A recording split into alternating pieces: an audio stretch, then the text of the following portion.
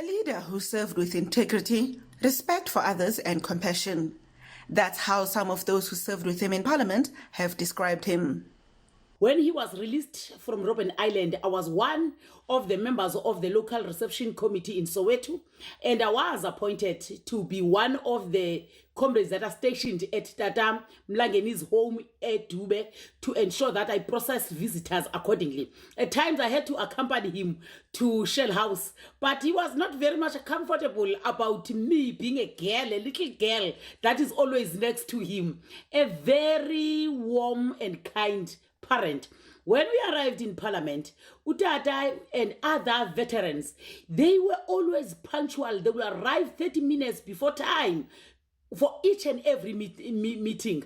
But also, they had a particular way of dress code, especially for male comrades who came to Parliament without putting ties on. They would be sent back to the parliamentary villages, or they were instructed to go and buy a tie. But Utata taught us how to respect people, how to keep the image and integrity of the African National Congress, but also how to respect yourself as a public rep, how to conduct yourself in general. So we lost a leader, we lost a parent, but he has taught us all the means and ways of life. And for that, we are very much thankful. We're saying, rest in power, Tata. You have done all what God has sent you to this world to do. The struggle stalwart was even respected by those from parties with vastly different political views. I knew Andrew Mlangeni very well. We have served for many years on the Portfolio Committee of Defence in the National Assembly. I have experienced him as a person that was still part of the old guard and who had tremendous respect for other people and other people's views. Politically and ideologically, we differ quite a lot. But when we discussed matters, specifically when it came to defense, and you had a good merit in your argument, he would accept that, and he would even try to influence his other colleagues to understand the specific merit point and to accept it in the committee. Therefore, we had a very good relationship, mutual respect for each other and each other's differences and different views. On behalf of the African Christian Democratic Party, I wish to convey our sincere condolences to the family, friends, colleagues, and members of the ANC on the passing away of Ntate Andrew Mlangeni.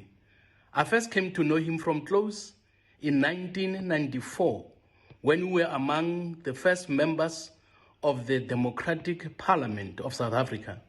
I found him to be a very kind, warm individual who always had an ear to listen to whoever, including us who were members of Parliament but not representing the ANC.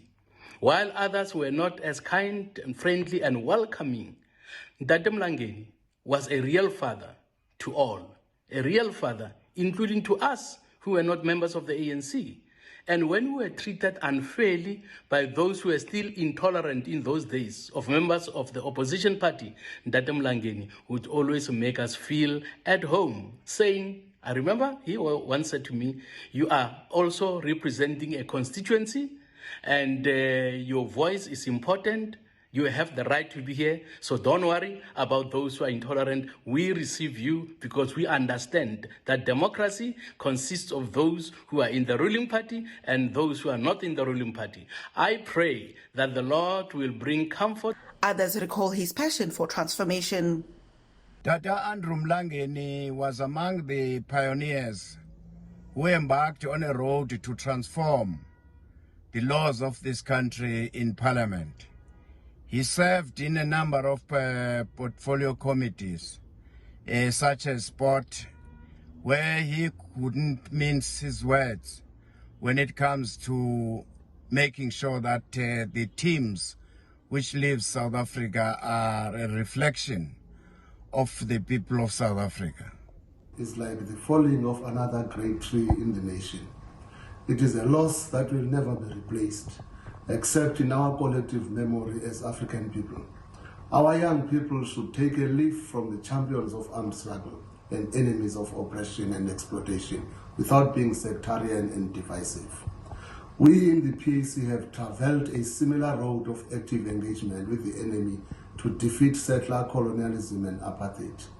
Our own leaders have served life imprisonment with the likes of Andrew Mlangeni and other Rivonia trialists. They actually found the PAC cadres already sentenced to life from 1962.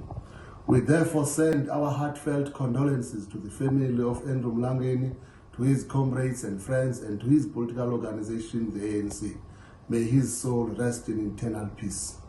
Andrew Mlangeni also served on the Ethics Committee, ensuring MPs' conduct adheres to Parliament's rules. Asane Mbecheng, SABC News, Parliament.